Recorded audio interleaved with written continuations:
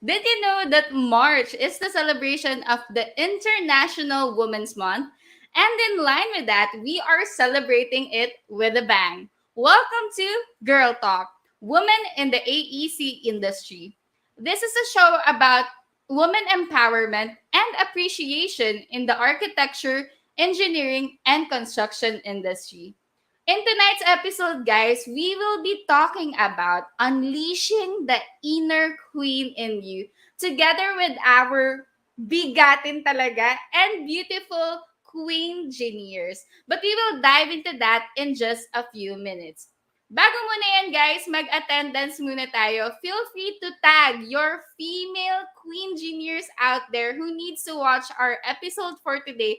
And of course, feel free to share this live stream with your friends. Ayan. So, napakaganda ng episode natin, guys, for tonight because it's something na I know that every female architect, engineer, or somebody in the AEC industry will really appreciate talaga. Ayan. So, without further ado, ayan, let's introduce na our mga kakwentuhan. Our first guest, guys, is a civil engineer. Yes, here's her picture right here. She's a civil engineer working at the DPWH Central Office as an engineer under the Public-Private Partnership Service. She is also the Lakambini Inhinyera 2017, and she will be competing and represent our country as Miss Face of Humanity Philippines 2021, Engineer Angel Santos. Ayan. Our next guest naman, yan, is also a civil engineer and she won, yes guys, as Bilbiling Mandaluyong 2019 first runner-up. She is also a plus-size model, yes, and she is known to be your curvy wealth planner, Engineer Kelly Tablan. Ayan, so let's welcome them, guys, to our virtual stage. Hi, guys! Good evening, guys! Ayan. Hello. Hello, hello, hello. Diba guys, napakaganda ng ating mga guests for tonight. Very empowering. Pero before muna that, magpapakilala muna kami. Ayan. So, magpapakilala muna ako. Ayan, about my motto in life. I believe that confidence does not come in being perfect, but it is embracing with what you have. I'm Queengineer Hannah. Yes. Ayan. How about you, Angel? Sige. Quick introductions la about you. Ayan. Ayan. Medyo nag-hang lang. Nagkakaroon lang tayo guys ng konting technical difficulty. Ayan. Sige. You should always aim your good in it.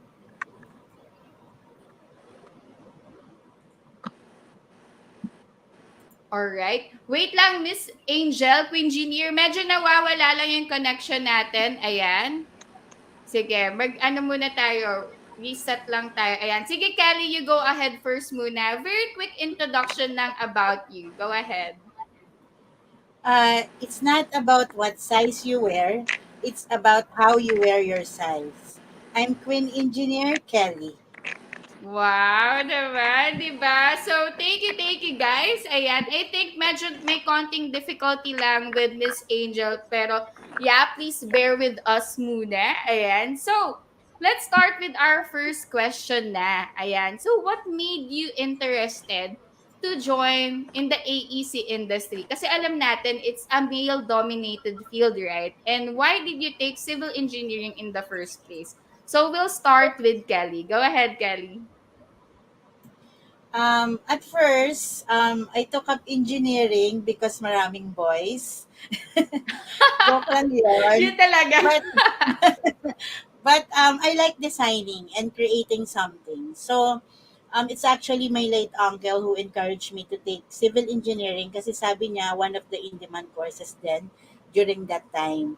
So, when I took up engineering, ayun, nagulat na lang ako, nagustuhan ko na rin siya. And then I actually graduated as a scholar of Rizal Technological University. So yun, during my time, nag-president din ako ng PICE. during our school Wow! year. Oo.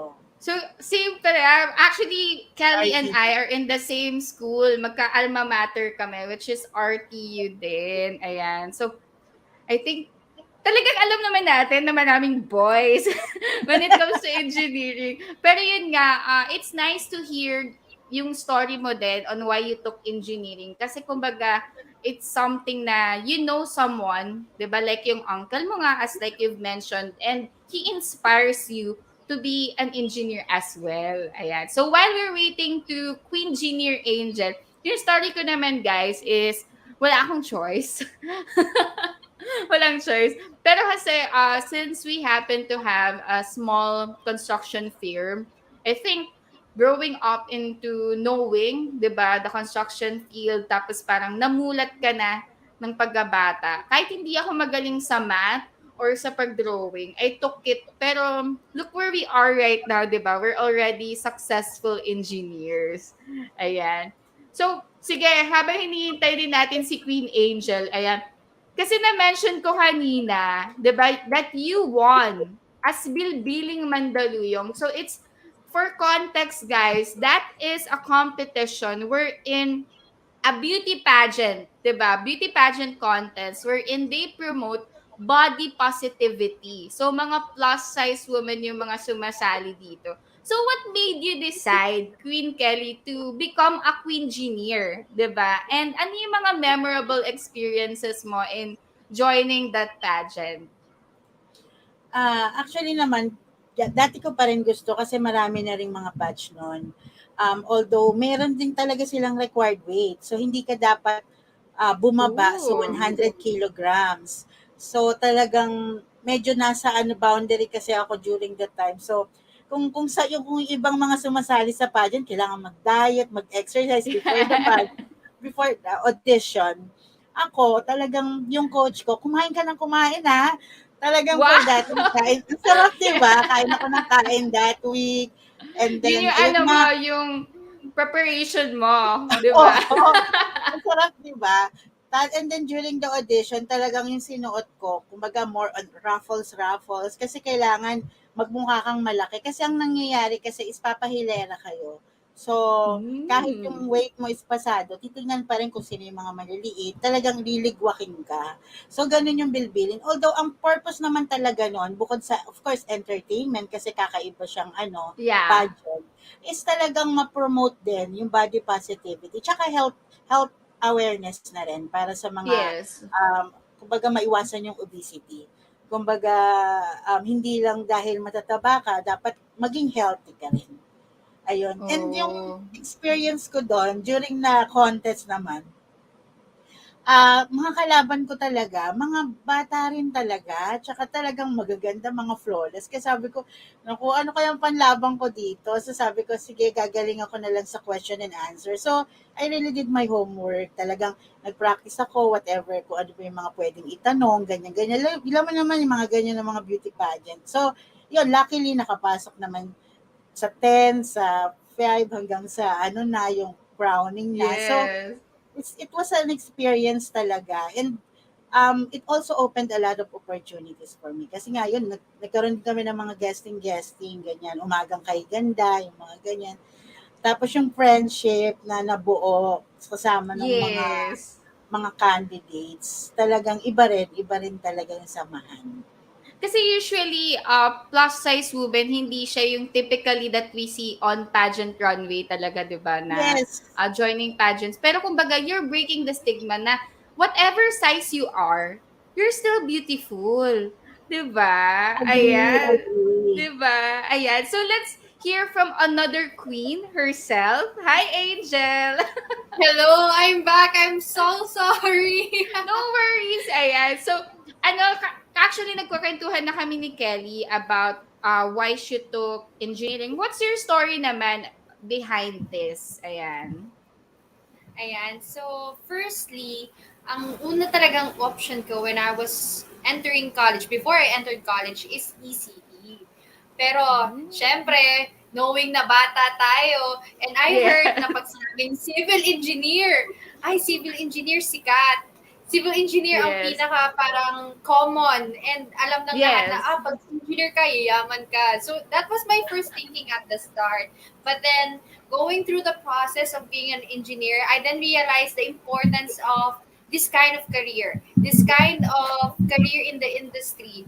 Being an engineer or a civil engineer does not just it's not just about you being able to contribute to the society. It is also about building a country, a nation. So, parang nakaka-inspire pa rin talaga that I took this kind of path. Yan. Kaya nga, di ba, kumbaga, guys, disclaimer, context lang, lahat kami dito civil engineers. Di ba? Talagang Yes. magaganda ang mga civil engineers. Pero, besides that, it's the impact that we can actually have into this world. Kasi we solve problems, we build buildings, and talagang we collaborate with a lot of people. Kaya ang ganda ng profession natin right now. Ayan. So Angel, ito, nagkwento na kasi si Kelly kanina about her joining Bilbiling Mandaluyong. Kasi I've seen and I've heard that you've joined a lot of pageants. So why what made you decide to become a queengineer, 'di ba? To become a queen/engineer. And ano yung mga memorable experiences mo in joining pageants like this? Well, actually, at first, wala naman talaga akong interest in joining beauty pageants. But then, when I realized that this kind of pageants gave me the platform to voice out my opinions, my advocacies, I ventured out in this kind of industry. Kasi when you say you're a queen, it's not just you having the ability to show yourself confidently or having the beauty that the society wants to see. Pagka beauty queen kasi, you're also given the chance to be heard by people kasi people tend to look at you. They are inspired of you. So I use that opportunity to become someone who is more inspiring to other people. So nag-start po ako when I was 16 years old in a local Wow. pageant. Yes. Yes, in a local pageant. At that time, very shy pa tayo, very shy pa. So, then I realized, sabi ko, wow, ang iba yung impact na nabibigay mo sa ibang tao kasi you're not just inspiring people around you, you're also giving yourself the ability to grow. And then the second Yes. time that I joined is a small pageant lang din, yung Miss Silk of Philippines. Hindi siya alam ng father ko, to be honest, nung nag-join ako ng pageant. Tumatakas ako. It was during college na sinasabi ko, pa, meron kaming project. Pero totoo, pupunta ako sa isang pageant competition. Pageant. Oo. Imagine, uuwi po ako galing sa pageant, nagbubura ako ng makeup. Makeup.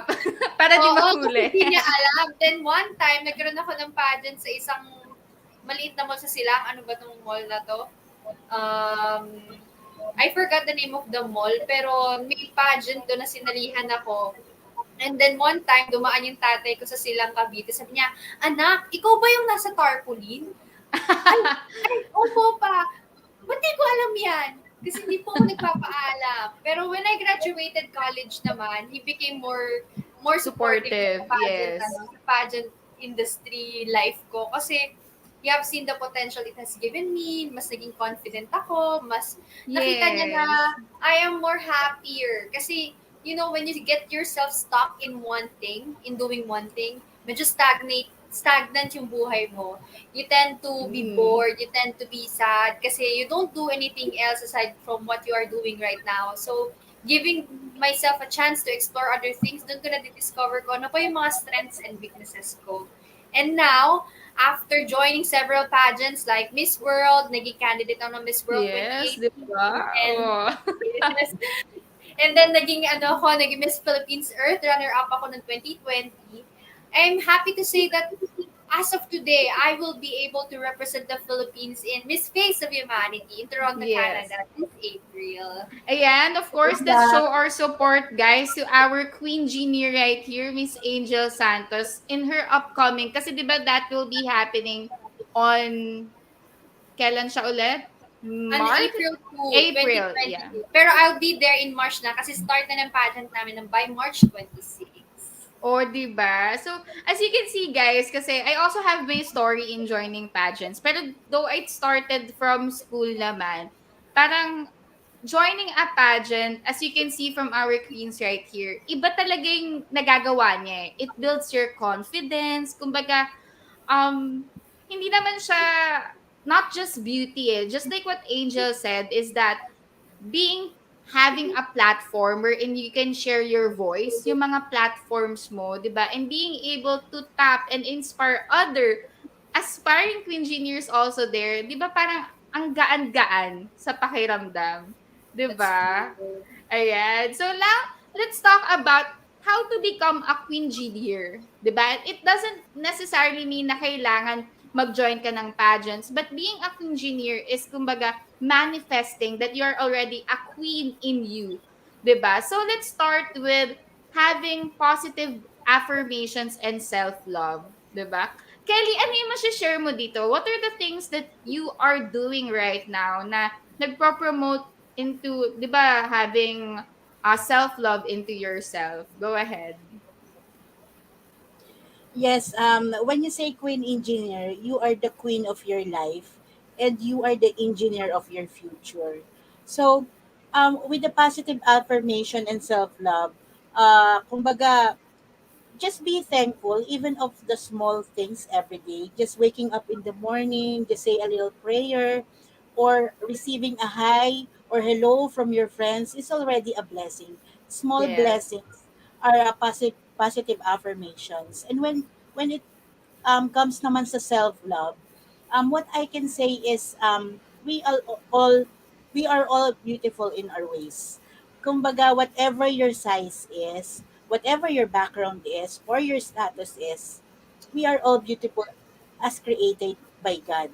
So, ako, lagi ko na ring ina-advise sa mga friend ko na sabihin, uy, alam mo, Kelly, gusto ko yung confidence mo kasi ako ganito, ganyan, hindi naman ako kagandahan, ganyan, ganyan.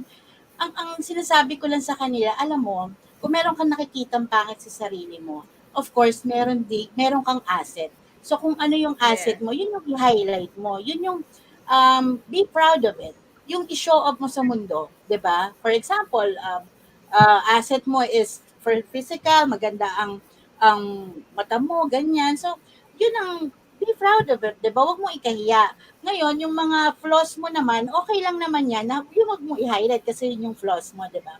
Pero when you highlight your assets, yun yung nagbibigay sa iyo ng confidence. And hindi lang sa Yes. physical, if you have a skill or a personality that you know na talagang gusto ng mga tao, if you are like in a group na kapag nasa isang party, you're the life of a party, di ba? So, why not enhance it? Enhance your strengths, di ba? Sabi nga ni Coach Rod, para it will build your confidence and it will also be your reason of happiness in your life. Yan. Yes. So, 'di ba? Kasi kumbaga from somebody na usually wala namang perfect talaga eh, 'di ba? But right now, we want to showcase to like body positivity here. Like, kumbaga, you don't need to have the perfect body. Like, parang kung mina-manifest mo na that you're already a queen, then you will become a queengineer, 'di ba? Ayan. How about you, Angel? What are the things that you do in the morning, positive affirmations, and your self-love activities? Well, actually, in support dun sa sinabi ni Miss Kelly, I've been subjected to cyberbullying because of my body image. Kasi itong Yeah. katawan na to, mataba na to sa pageant industry, to be honest. Mm. I am always being bashed because of how I look. But then again, it's always about how you look at yourself. It's all Yes. about how you will manifest things in your life on how the positive things is going to come into your life. So paano ba ako nagkakaroon ng positive affirmations during the morning? The only thing that I think about in the morning is not just all about myself. I always keep in mind that in everything that I do, in every step of the way, that I should always be good to other people. Kasi in every waking time of each and every one of us, there are moments na hindi maganda talaga yung umaga natin. There are moments that we Yes. will face different uncertainties. So, it's better not just to think about positive things, but also address the negativities that we are experiencing in life. Because the more that we just remove the fact that we are experiencing negative things, we are forgetting the fact that we can attract positive things as well. Yes. You know, di ba dapat mayroon tayong ability to adapt. We have the ability to address our emotions. Kasi usually, just because the society wants us to keep ourselves positive, nakakalimutan natin that we are human beings. We're complex beings. We have our own sets of emotions. Pwede tayong magalit, pwede tayong malungkot, pwede tayong maging irritable. Kasi lahat Yeah. yon emosyon ng isang tao. And the best thing that you can do to address that one and so as to impose self-love to yourself is to address that you have emotions as well. It's okay to be happy. It's okay to be sad. It's okay to be mad. And you are you. It's not because you are a bad person, but because you have an emotion. So yun lang yung message ko sa lahat ng tao na nandito na nanonood tonight.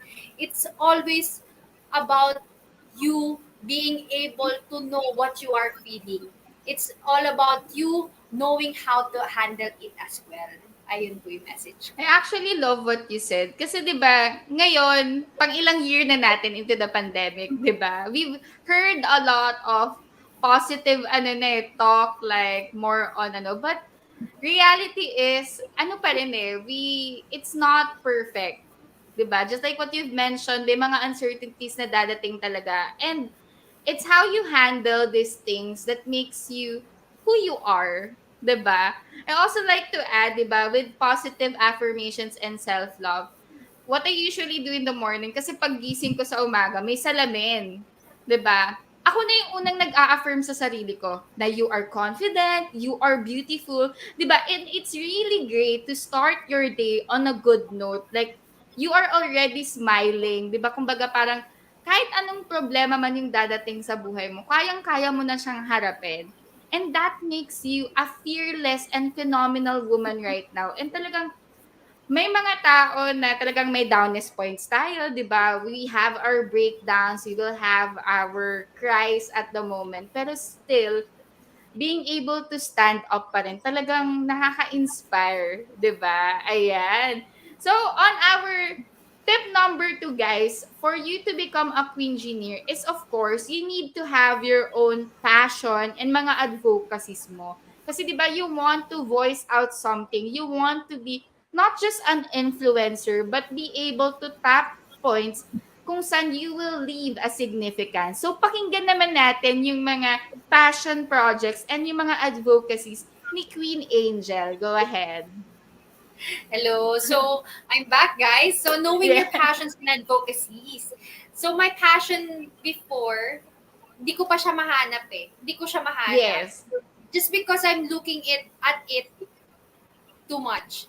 I'm looking for it so hard that I don't know that yung passion ko nandyan lang naman sa paligid. So, my passion is related to arts and music. I really love singing and I Yeah. really love painting. And aside from that, I really love animals as well. So, I incorporated that to my passion. I usually paint different kinds of painting na may naka-incorporate dun yung mga pets ko. Yan, just like that.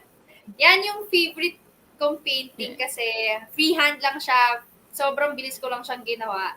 And Yan, then, cute nga eh. nakita niyo yung cat ko na yan? Yan si Santol. Ang name niya ay Santol. Kasi may Santol Cutie. daw siya nung napulot namin siya. A little bit of Oh. background dyan sa cat na yan. He's the third cat that I adopted. And siya yung cat na Mm. hindi namin expect na dadating sa buhay namin. Siya yung cat na kumatok sa pintuan talaga namin. I live in a condominium.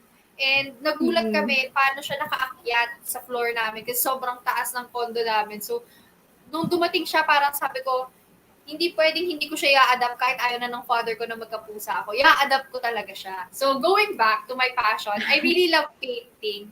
So, ang ginawa ko po is I did a fundraising and I used my talent para dun sa fundraising na yun to help stray cats and dogs. So, I'm currently selling this kind of eco bags. I hand painted this one. Yeah, that's This is my nice. painting. Mahilig kasi ako sa astrology, sa moon, Yan, kaya isa rin siya sa mga nagiging subject ko when I paint. So, here's the latest one. Yan yung iba kong mga paintings before. I sell it. And you can message me privately if you want to buy one. For every bag that you buy, one stray dog or cat is being fed. So, yun nga. It's So, nice kasi nga, kumbaga yung passion mo, you incorporate it on something that can actually benefit others too. 'Di ba? And as for yourself, being a fur mom, 'di ba? Kumbaga, you also get to help yung mga stray dogs and cats natin out there. So it's a really nice advocacy, 'di ba? Kumbaga, it's something na hindi mo nakita at first, pero once na dumating sa'yo, alam mo yun eh, 'di ba? Yung magiging passion and advocacy mo. So that's really nice. Ayan. How about you, Kelly? Ano yung mga passion mo and what are your advocacies right now? Well, just like you actually, Engineer Hannah, I'm a multi-potentialite, so I do a lot of things actually. But I have a Facebook page. It's called Your Curvy Well Planner. I'll be starting season 3 of my Facebook Live and podcast. And my advocacy actually is bringing out the best in people, in family, health, businesses, and success. I have my advocacy also is supporting solo parents, of course, bringing out the best in them as well as businesses. So that is what I am promoting and also doing right now. I'm into construction, also real estate, and health and wellness. So I am doing a lot of things. But kahit maraming ginagawa, sometimes you will really feel tired of it. Pero Yeah. kapag meron nakikipag-usap sa'yo na, "Uy, alam mo, kumbaga in your small way, nakabago ka ng isang buhay. You inspired someone na akala mo, akala niya katapusan na ng mundo, wala nang mangyayari sa kanya, wala nang pag-asa. Pero napanood pala yung video mo and you gave her hope na she can start planning for her family and for her future. Parang ang laking accomplishment yun eh na hindi mo babayaran ng anumang pera. Ayun. So those are my advocacies. Wow, that's really nice kasi 'di ba we've heard a lot of ano na rin eh, in line with financial planning, 'di ba, starting their own business and also mga solo parents out there. And it's nice kasi magkakaiba tayo ng advocacies. Ayan. With mine naman, it's more on clean and green living naman. So as you can see, I'm a plantita right here. I have my own plant shop which is Happy Plants by Hannah and I help yung mga ano natin, newbie plant parents into plant parenthood.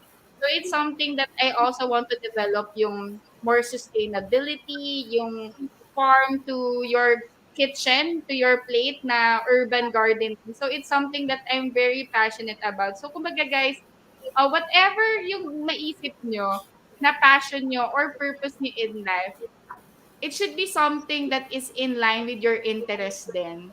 'Di ba? Kasi you'll never feel tired doing it ng paulit-ulit kasi you're having fun. 'Di ba? Kahit si Angel, ayan, mag-paint siya buong araw, whole day, whole week. It's something that true. it's something that excites her, eh, 'di ba? If she will be given the chance to, 'di ba, help yung mga stray dogs and stray cats, talagang matutuwa ka, eh. Kumbaga kahit walang kapalit na pera because it's something that you're advocating about, 'di ba? With Kelly naman, 'di ba, she uses her platform, her voice, 'di ba, to inspire yung mga solo parents out there, 'di ba, yung mga moms out there to be financially ready. And 'di ba nakakatuwa kasi hindi lang tayo puro trabaho dito, 'di ba? We all have our works with as a civil engineer, we're all still working professionals. But having a passion project and yung mga advocacies natin, it's something that talagang brightens up our day pa rin, 'di ba? Ayan. So that's our yan. I do hope yan to our friends out there, comment down yung inyong mga passions and advocacies nyo in life. Ayan. And on our step 3, guys, on how to become a Queengineer is you build your confidence. 'Di ba? Hindi naman kasi siya nabibili online, wala siya sa Shopee or sa Lazada, but it's something that you develop in you. So Queen Kelly, ayan, how is somebody gonna start building their confidence? I'm sure na dumating din tayo sa point na we are very shy, 'di ba? Conscious tayo with our body, 'di ba? With what society says. Pero from somebody that breaks barriers talaga, yung mga stereotypes, 'di ba? And being a plus size woman, how did you start building your confidence? Well, what I can advise to build your confidence is actually knowing your strengths. Kasi when you are so focused on your strengths, on the goodness in you, kapag may mga sinasabi yung ibang tao na negative about you or about what you do, hindi ka na gaanong masyadong maapektuhan eh. Actually, sa magkakaibigan nga, niloloko nila ako. Sabi nila, kapag daw inaway ako, parang sila pa daw yung kumbaga lagi daw nila akong pinipikon, pero ang nangyayari sila yung napipikon in the end kasi hindi nga ako napipikon. Kumbaga kahit anong pang-aalas ka nila. Kasi it's how you react on things eh. Kasi kumbaga Yes. ako parang 'pag may sinabi sa akin negative, hindi ko masyadong ina-absorb. Parang na nag-aano sa'kin is yung positivity talaga tsaka yung what I can do, hindi yung what I didn't do. So yun ang, Yes. maipapayo ko to build your confidence. Know your strengths, and when you know your strengths and, um, you're happy on doing things that you love, it will slowly build up your confidence. Wow, that's really nice, 'di ba? Kasi parang usually talaga from coming from somebody na plus size, 'di ba? Others would say na medyo mababa yung confidence. Pero guys, you can see Engineer Kelly's glow and talagang yung she's already confident with her body. Like kumbaga, it starts with you pa rin talaga, 'di ba? Ayan. How about you, Angel? Ano yung mga tips mo to somebody who wants to start building their confidence also? You know, the best way to build your confidence is to really not just look into yourself in the mirror as per what the society looks I wants you to look like. Kasi society has that kind of beauty standard eh. Society has their own way of telling you that you are not beautiful. But at the end of the day, you know, beauty is not just about symmetry. It's not just about what you weigh. It's not just about Yes. how you look like. Yung confidence mo, mabibuild mo lang yan. If you set yourself to think that your physical appearance is not the only thing that will build you. You know, mas maganda if yung sarili mo, hindi mo lang binibuild kung ano yung itsura mo. I-build mo rin yung sarili mo kung ano yung nasa isip mo at ano yung nasa puso mo. Because when you try to think about it, when you try to think that you are someone who is powerful, who is empowering, who is someone who can inspire people, who can grasp anyone with her own words, then you're someone who is confident. If you will use that kind of opportunity to set yourself and be shown to the world with that kind of light, people will eventually see your light. Kaya pag ganun yung nangyari kasi, people will think that you are beautiful as well. And that is how you build your confidence. It's all about still on how you look at yourself and how you think about yourself. Katulad nga ng sinabi natin kanina dun sa self-affirmation, dun sa positive affirmations, doon tayo magsisimula sa self-love. Once you start loving yourself, and that way you can build your own confidence. Wow. 'Di ba talagang pang ano, ready na to conquer the competition for kasi hindi lang to guys ano like parang blab of words. It's something that we are already manifesting. Talagang ini-instill na namin on ourselves. Like going back, 'di ba? Hindi naman kami umabot sa ganito ka-confident before, 'di ba? Kumbaga, I was also very shy, very conscious about my body, but the moment that you start to love yourself, 'di ba? The moment that you start to accept yung mga flaws mo, yung mga imperfections mo, 'di ba? Who cares what the society says, 'di ba? Talagang ano na eh, you already know that you are already a queen in you, 'di ba? Ayan. So before we end, ito, very quick ano lang naman to kasi since every one of us, ayan, mga nakapag-join na tayo ng mga pageants natin. Matanong ko lang, what was that one question na natanong sa inyo that was very memorable, na talagang tumatak talaga sa puso nyo, and what was your answer with that? Yan. Kasi with me, since I joined at our school competition, the question that was asked with me was, what was your biggest struggle in life? Tapos sinagot ko siya, being a student. Kasi after all the nights of procrastination, after all of those sleepless nights and all the failures that you'll face, I know someday I will become a successful engineer. And then looking back to where I am right now, like I can say I am already enlisting that. Nagagawa ko na siya. I can say na successful engineer na ako. And it's really nice to look back kasi parang you don't know what the future holds eh. 'Di ba? Pero when you manifest it, 'di ba, law of attraction talaga, it really happens. Ayan. So tanungin naman natin si Kelly. Ayan. What is your question na naalala mo, and how did you handle that Q&A? Ang naalala ko lang dun sa top to 10 question kasi yung sa top 5 is more on the projects of the city na eh. Doon sa Yes. question sa top 10 is ano daw, paano ko daw maipapahiwatig sa isang bulag na lalaki na um, taos yung pagmamahal ko sa kabila ng Wow. aking katabaan. Yun yung question. So, ang sabi ko is, I will just hug that person, embrace that person, and let him feel the warmth of my embrace. Because ganito rin sa buhay eh, 'di ba? Hindi mo kailangang isipin kung gaano ka kalaki or anong itsura mo. When you love someone or when you love what you're doing, you go into it. Eh. No hesitation. Walang agam-agam, 'di ba? So, yun yung hindi ko makakalimutan, and that is also what is happening in my life. Whatever opportunities that I know that I can do, I go for it. Kung hindi ko kaya, pwede namang mag-back out, 'di ba? Pero Yes. wag nating mangyayari sa atin yung laging may what if, 'di ba? So, kung ano man yung gusto nating pasukin, pasukin natin. It's okay na magkamali, madapa, pero we can still go back, bumangon, 'di ba? Lumaban, 'di ba? Kasi mahirap yung laging may what ifs. Ay, grabe That's talaga. all. Pang beauty queen talaga ang sagot, 'di ba? Like, how will you, 'di ba, describe to a blind person na yung pagmamahal mo, 'di ba? Warm hug lang. Isang yakapsul lang, sabi nga ni Queen Yes. Kelly.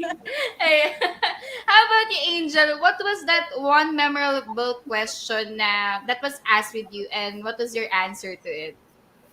Well, medyo correlating siya dun sa sinabi mo kanina because what I remembered is that one question, nung nag-aaral pa rin ako nung college, sinalihan ko is Miss Silka Cavite, and their question is, where do you see yourself 5 years from now?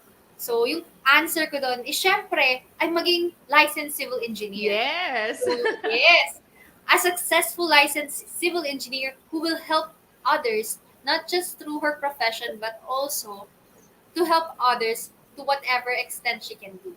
So yun yung answer ko that time. So as I can see right now, 5 years from that day that I answered that question, I am upliving that answer of mine. Licensed civil engineer na ako, and I can also help lots of people because shameless plugging lang, meron po akong Yes. businesses. Meron po akong Only Wings restaurant, which is medyo at pause ngayon. And then meron akong cleaning business and a bazaar. I also have a bazaar din. Nag-organize ako ng bazaar and a clothing business. So, ngayon, what can I say about those things? I was able to help other people who lost their jobs during the pandemic. And yung aim ko ngayon kasi is to build my own empire, not just for myself, but also to give more jobs to the Filipino people. Yes, Yan 'di naman ba? yung Talagang future goal ko. natin. Yes, kasi kumbaga parang ang daming possibilities if you are already an engineer. Eh. We don't just build houses, but we help other people as well. And talagang that's what makes us so unique yung profession natin and napakaganda talaga. So, grabe yung mga questions sa inyo, talagang pang beauty queen. Pero, going back to our pinaka-topic, di ba, being a queen engineer, di ba? So, I'm going to show pictures and I want you to describe what you see. Di ba? What makes you a queen engineer? And yung mga last few words niyo to somebody who wants to become a queen engineer herself also as well. So let's start with Queen Angel. Ayan. Ayan. So, what you can see is this is someone who is who has overcome lots of things already. Someone who can transition from one person to another. Someone who is flexible. So for you to become a queen engineer, you have to be flexible. You have to be resilient. You have to be someone who is ready to do anything that that person can do in their life to achieve greatness, to be more empowering. So with that two person, the beauty queen Angeline, the engineer Angeline, that is someone who is empowering, someone who is confident, and someone who can inspire more people. And all I can say is that for everyone who is watching tonight, never forget that you alone can do the best things in your life. It is you who will handle your own fate. It is you who will definitely lead you to the right path. So kung ano man ang nagpapahinto sa'yo ngayon sa gusto mong ma-achieve sa buhay, stop. Don't think about it. All you have to do when you're tired of life is to rest for a bit and then do it slowly. You don't have to rush things. Everything will happen at our own pace. So kung ano man yung gusto mong ma-achieve sa buhay, go lang ng go. So yun lang, Yes. ma'am. Maraming salamat, Engineer Hannah, for having us tonight. Yan. So, talagang nakakatuwa, di ba? Kasi nga, um, hindi naman natin ginol. Like, parang nung mga younger selves tayo to become a beauty queen. Syempre, mas unang pumapasok natin to become an engineer. Pero parang nagiging bonus na lang to be able to have a voice. And I'm sure talagang you've used your voice and these platforms to doing good talaga. Like what you've mentioned, yung mga naging businesses mo earlier, yung mga passion projects mo. And it's something na talagang nakaka-inspire, di ba, si Engineer Angel. And kumbaga, what if we're not this person who's being vocal about what we want? Hindi tayo makakapag-change ng other people's lives. 'Di ba? So thank you again, Angel, for sharing your story. Ayan. How about this naman, Queen Kelly? Ayan, 'di ba? Napaka ganda and bigatin. So, what can you see in the picture? And of course, what are your inspirational messages to people who want to become a queen engineer also? Well, on the picture, you can see a queen engineer who is a solo parent, supporting and educating parents to future, a better future for their families. Also, an entrepreneur who networks business and also help businesses for business continuity. And lastly, an influencer who make people to be their best versions. To be a queen engineer, you should be a queen of your life and also an engineer of your future and goals. Grabe. Talagang kumbaga, isa sa mga core values natin is to have a plan, 'di ba? To be sophisticated and at the same time, hindi tayo nag-estimate kasi we're engineers. We go by the book.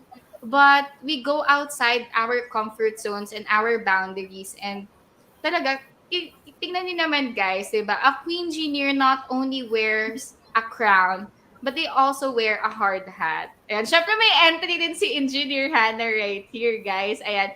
Pero medyo late yan. Baka sooner or later, 'di ba? Baka next year malay Wow! malay natin ima-manifest natin 'yan. I Ayan. fully So, support. thank you. Thank you. Yes. Ipapasa sa akin ni Angel yung wow.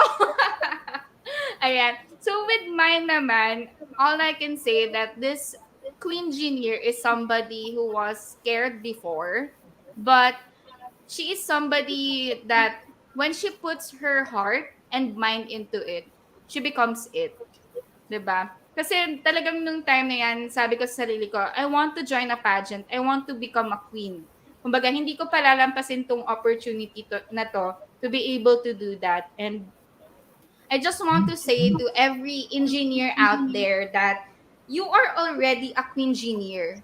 You just have to unleash the inner queen in you. And we do hope, ayan, yung mga tips na binigay namin kanina, yung mga stories namin inspires you to become a queengineer yourself. Ayan. So before our queengineers leave, guys, ayan, I'm giving you guys the floor, ayan, to be able to do your plugs. Where can we reach you? Where can we support you? And yeah, take it away, Queen Kelly. Go ahead. Yes, I just would like to promote my Facebook page, Your Kirby Well Planner. I do Facebook lives and some also vlogs in there, and also I do podcasting. And of course, I can also help you with your businesses and also planning for your future through life insurance. And also, I'm a marketer, a sales and marketing manager of First Linear Company, and we do modular cabinets, interior, and fit out works. So if you need cabinets or interior decoration for your house or for your office, we can also help you with that. We do free consultation and quotation. That's All all for now. right. Ayan. So thank you, Queen Kelly. How about you, Angel? Please do take the floor. Go ahead. So, hello everyone. Good evening, everyone. So, I would like to ask your support in my upcoming competition in Toronto, Canada, this March 26 to April 2. Don't forget to like and share my pictures and posts in the Miss Face of Humanity organization's Facebook and Instagram pages. Kasi po yung votes nyo or yung likes and shares nyo is important for me to get in the running of the competition. And also, you can vote for me through the missfaceofhumanity.com website. Dun ko makukuha yung support nyo through your like and shares as well. Maraming salamat po. And also, please do follow my social media accounts, my personal Instagram account at Angel Santos, and my art account, which is angelsantos.art. So, yun lang po. Maraming salamat for having us tonight. Of course, You talagang it's already such have our vote. yes, talagang hindi lang mga engineers, 'di ba, ang sumusuporta kay Queengineer Angel, but the whole Philippines. So guys, don't you guys forget, ayan, her upcoming competition. That's again Miss Face of Humanity. So talagang kumbaga when she wins, 'di ba? I-interview natin siya ulit. 'Di ba? About her Good journey luck, and Angel. yeah, let's wish her well in her Definitely. competition also as well. So thank you again in Queen Geniers, Angel and Kelly for your time right here. Talagang I really enjoyed our episode today kasi it's something na, di ba, it's Women's Month and it's something that we want to empower every female in the architecture, engineering, and construction industry as well. So, kumbaga talagang there has been a lot of struggles pa rin, di ba? Kasi it's a male-dominated field, but look at us guys, we are empowering talagang fearless and strong female engineers. So yeah, thank you guys for joining us. Ayan. So before we close our episode for tonight, guys, I just want to share a few words. Diba? Just like what I've mentioned earlier, confidence it's something that it is already within you. 'Di ba? Kumbaga, it's something that when you embrace your imperfections, whatever size you are, whatever your shape is, as long as you are loving yourself, 'di ba? Talagang nagsisimula siya with self-love, and when you manifest things, it really happens. I do hope that you guys enjoy our Girl Talk for today, and we do hope that we see you on our next episode of Ikamustan Sessions with Engineer Hannah, your weekly live series about kwentuang engineering, career, and everything in between. See you guys again next week for another episode. Bye guys! Kaway-kaway tayo! Bye guys! Thank you guys. Thank you, engineers. Thank you Thank guys. you. Thank you, engineers. Bye.